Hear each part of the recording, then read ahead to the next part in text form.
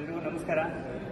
ನಿನ್ನೆ ನಡೆದ ಐತಿಹಾಸಿಕ ಒಂದು ಸಮಾರಂಭ ನಮ್ಮ ವಿಮಾನ ಕಾರ್ಯಕ್ರಮದಲ್ಲಿ ಭಾಗವಹಿಸಿದಂಥ ಬಿಪಿನ್ ಸಿಂಗ್ ರಾವತ್ ಸರ್, ರಾಷ್ಟ್ರೀಯ ಅಧ್ಯಕ್ಷರು, OPS ನಾವು ಜಾರಿಪಡಿಸಲು ಅವರು ಹಗಲಿರುಳು ಇಡ್ತಾ ಇದ್ದು, ನಿನ್ನೆ ಅವರು ನಮ್ಮ ವಿಮಾನ ಕಾರ್ಯಕ್ರಮಕ್ಕೆ ಹಾಜರಿದ್ದು, ಈಗ ನಮ್ಮ ರಾಜ್ಯ ಸರ್ಕಾರಿ ನೌಕರರ ಸಂಘದ ಅಧೀನದಲ್ಲಿ ಕರ್ನಾಟಕ ರಾಜ್ಯ NPS ನೌಕರ ಸಂಘ ಪ್ರಾರಂಭ ಆಗಿದ್ದು, ನಿನ್ನೆ ಮಾನ್ಯ ಮುಖ್ಯಮಂತ್ರಿಗಳು ಅದಕ್ಕೆ ಒಂದು ಕಮಿಟಿಯನ್ನು ಫಾರ್ಮ್ ಮಾಡಿದ್ದು, ಹಿರಿಯ IAS ಅಧಿಕಾರಿಗಳ ಒಂದು ಸಮಿತಿಯನ್ನು ರಚನೆ ಮಾಡಿದ್ದಾರೆ.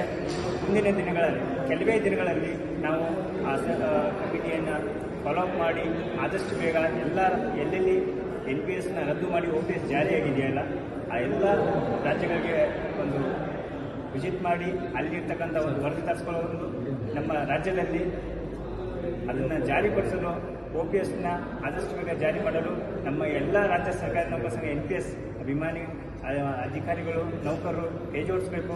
ಇದರಲ್ಲಿ ಯಾವುದೇ ರೀತಿಯಾದಂಥ ಒಂದು ಈ ಸಂಘಕ್ಕೆ ಹಣ ಕೊಡೋದಾಗಲಿ ಅಥವಾ ನಾವು ಯಾವುದೇ ರೀತಿ ಸಭೆ ಸಮಾರಂಭಗಳನ್ನು ಮಾಡಿ ಕಾಲಹರಣ ಮಾಡದೆ ನಾವು ಬರೀ OPSನ ಜಾರಿ ಮಾಡಲು ನಾವೆಲ್ಲ ಕೈ ಜೋಡಿಸಬೇಕಾಗಿ ನಿಮ್ಮೆಲ್ಲರಿಗೂ ನಾವು ಕರೆ ಕೊಡ್ತಾ ಇದ್ದೀವಿ.